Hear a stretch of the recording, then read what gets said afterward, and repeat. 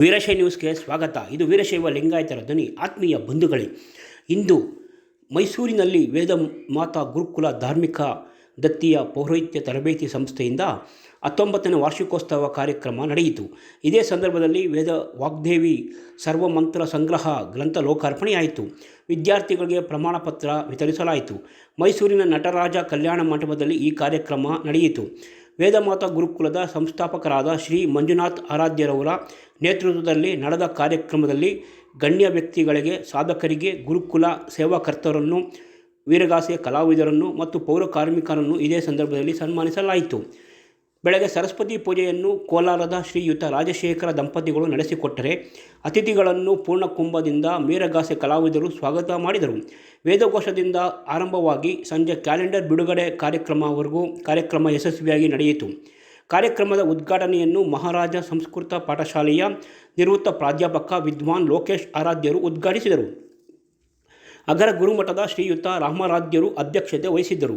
ಗುರುವಿನಹಳ್ಳಿ ಗುರುಮಠದ ವೇದಬ್ರಹ್ಮ ಶ್ರೀ ರಾಜು ಸ್ವಾಮಿ ಆರಾಧ್ಯರವರನ್ನು ಇದೇ ಸಂದರ್ಭದಲ್ಲಿ ಸನ್ಮಾನಿಸಲಾಯಿತು. ಚಾಮುಂಡೇಶ್ವರಿ ದೇವಸ್ಥಾನದ ಪ್ರಧಾನ ಅರ್ಚಕರಾದ ವಿದ್ವಾನ್ ಡಾಕ್ಟರ್ ಎನ್ ಶಶಿಶೇಖರ್ ದೀಕ್ಷಿತ್ ಅವರು ಉಪನ್ಯಾಸ ನೀಡಿದರು. ಕೊಳ್ಳೇಗಾಲದ ಸುಬ್ರಹ್ಮಣ್ಯ ಸ್ವಾಮಿ ದೇವಸ್ಥಾನದ ವಿದ್ವಾನ್ ಬಾಲಸುಬ್ರಹ್ಮಣ್ಯ ಶಾಸ್ತ್ರಿಗಳು ಗ್ರಂಥವನ್ನು ಲೋಕಾರ್ಪಣೆ ಮಾಡಿದರು. ವಿದ್ವಾನ್ ಮೂಗೂರಿನ ಮಧು ದೀಕ್ಷಿತ್ ರವರು ವಿದ್ಯಾರ್ಥಿಗಳೇ ಪ್ರಮಾಣ ಪತ್ರವನ್ನು ವಿತರಿಸಿದರು. ಕ್ಯಾಲೆಂಡರನ್ನು ರಾಜೇಶ್ರವರು ಬಿಡುಗಡೆ ಮಾಡಿದರು. ಇದೇ ಸಂದರ್ಭದಲ್ಲಿ ಚಲನಚಿತ್ರ ನಟರಾದಂತಹ ಶಿವಕುಮಾರ್ ಆರಾಧ್ಯರವರು ಕಾರ್ಯಕ್ರಮದಲ್ಲಿ ಭಾಗವಹಿಸಿದರು. ನಂತರ ಲೋಕೇಶ್ ಆರಾಧ್ಯರು ತಮ್ಮ ಭಾಷಣದಲ್ಲಿ ವೇದ ಗುರುಕುಲದ ಬಗ್ಗೆ ಹಾಡಿ ಹೊಗಳಿದ್ದಾರೆ. ಅವರು ಏನು ಹೇಳುತ್ತಾರೆ ಕೇಳೋಣ ಬನ್ನಿ.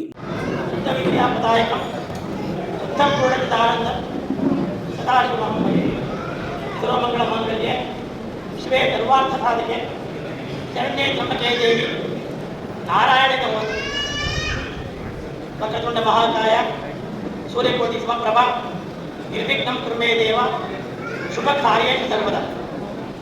ವಾಗರ್ಥಾಯ ಸಂಪ್ರತಿತೌ ವಾಗರ್ಥಾ ಪ್ರತಿಪತ್ತೇ ಜಗತಃ ಪಿತರೌ ವಂದೇ ಪಾರ್ವತೀ ಪರಮೇಶ್ವರೌ.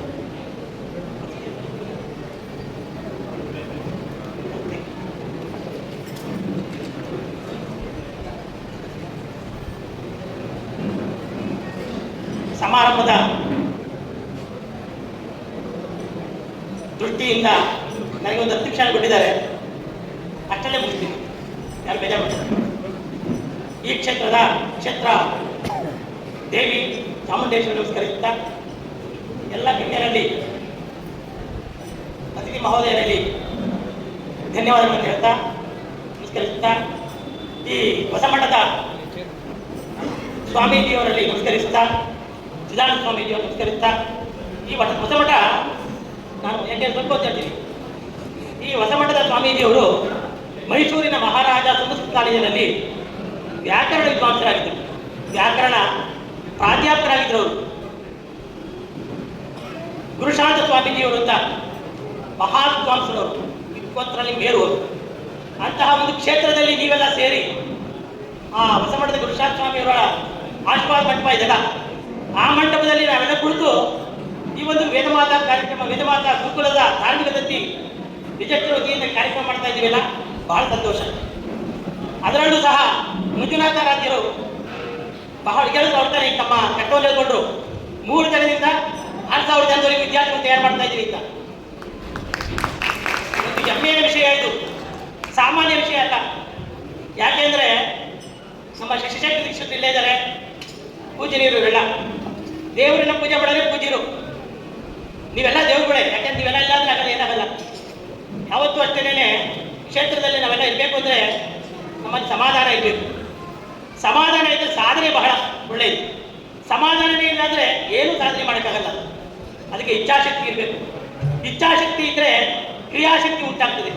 ಇಚ್ಛೆ ಇರಬೇಕು. ಅದು ಬೆಳಗ್ಗೆ ಹೇಳ್ಬೇಕು, ನಾನು 6 ಗಂಟೆಗೆ ಹೇಳ್ಬೇಕು, 9 ಗಂಟೆಗೆ ಹೇಳ್ಬಿಟ್ಟ ಅವರೇನು ಅಡ್ಮಂತ್ರ ಬಿಟ್ಟಾಯ್ತಲ್ವಾ, ಆ ಥರ ಆಗ್ಬಾರ್ದು. ನಮ್ಮಲ್ಲಿ ಇಚ್ಛಾಶಕ್ತಿ ಇರಬೇಕು, ಕ್ರಿಯಾಶಕ್ತಿ ಉಂಟಾಗ್ತದೆ. ಕ್ರಿಯಾಶಕ್ತಿ ಇದ್ದರೆ ಜ್ಞಾನಶಕ್ತಿ ತಾನಾಗಿ ಬರ್ತದೆ. ಗುರುಗಳ ಬೇಕಿಲ್ಲ ರೀ, ಇಚ್ಛಾಶಕ್ತಿ ಗುರುವಿನೇ ಬೇಕಿಲ್ಲ, ನಾವೇ ವಿದ್ಯಾವಂತರಾಗ್ಬೋದು. ಯಾಕೆ ಆಗಕ್ಕಾಗಲ್ವಾ? ಯಾಕೆ ಆಗಕ್ಕಾಗಲ್ಲ? ನಮ್ಮ ಏಕಲವ್ಯ ಗುರುಭಕ್ತಿ ನಾವೆಲ್ಲ ಕೇಳಿದ್ವಿ. ಏಕಲವ್ಯ ದ್ರೋಣಾಚಾರ್ಯರ ಜೊತೆ ಪಾಠವನ್ನು ಕಲಿಸಿ ಅಂತ ಹೋಗಿ ಕೇಳ್ಕೊಂಡಾಗ ದ್ರೋಣಾಚಾರ್ಯರು ಅಧಿಮತಸ್ಥ ಈ ಕ್ಷತ್ರಿಯ ಜೊತೆ ಬೇರೆಯವ್ರ ವಿದ್ಯೆಯನ್ನು ಹೇಳಲ್ಲ ಅಂತಕ್ಕಂಥ ಮಾತನ್ನು ಆಡಿದಾಗ ಅವ್ರು ಹೇಳಿದ್ರು ಶಿಷ್ಯೋತಿ ಮಮನ ಅದೇ ಇದು ನೋಡಿ ಪ್ರೇಮರಿ ಪುಣ್ಯ ಪಾಠ. ನನಗೆ ಅದು ನಮ್ಗೆ ಬಂದು ಇರ್ತಾರೆ. ನಾನು ಏನೇನು ಮಾತಾಡೋದು ಅಂತ ಬಂದೆ, ನಿಮ್ಮನ್ನೆಲ್ಲ ನೋಡಿ ಏಕಲವ್ಯ ಗುರುಭಕ್ತಿಯನ್ನು ಹೇಳ್ಕೊಡೋಣ ಅಂತ ಅನ್ನುತ್ತಾರೆ. ಯಾಕೆಂದ್ರೆ ಗುರುಗಳೇ ಬೇಕು, ಯಾರು ಹೇಳ್ಕೊಡಲ್ಲ, ಏನು ಹೇಳಲ್ಲ, ಏನು ಮಾಡಲ್ಲ, ತುಂಬಾ ಜನ ಇದು ಧೋರಣೆ ಮಾಡ್ತಾರೆ. ವಿದ್ಯೆಯನ್ನ ಸ್ವಲ್ಪ ಅದಕ್ಕೆ ಗುರುಗಳಿಂದ ತಾಳ್ಭಾಗಕ್ಕಂದ್ರೆ ವಿದ್ಯಾ ಶಿಷ್ಯ ಎಲ್ಲ ಭಾಗವನ್ನು ನಾನೇ ಕಲಿಬೇಕು ಸ್ವತಃ ಅಂತ ಏನಿದೆ ಒಂದು ಶ್ಲೋಕ ಇದೆ ನಮ್ಮ ಇವರು ಮುಖ್ಯ ಭಾಷೆ ಹೇಳ್ತಾ ಇದ್ದಾರೆ. ಹಾಗೆ ನಮ್ಮಲ್ಲಿ ಏನಂದ್ರೆ ವಿದ್ಯೆ ಕಲಿಬೇಕು. ವಿದ್ಯಾ ದದಾತಿ ವಿನಯಂ ವಿನಯ ಧಾತಿ ಪಾತ್ರತ್ವ ಪಾತ್ರತ್ವ ಧನ ಮಾಪ್ನೋತಿ ಧನ ಧರ್ಮ ತದಸುಖ ಅಂತ.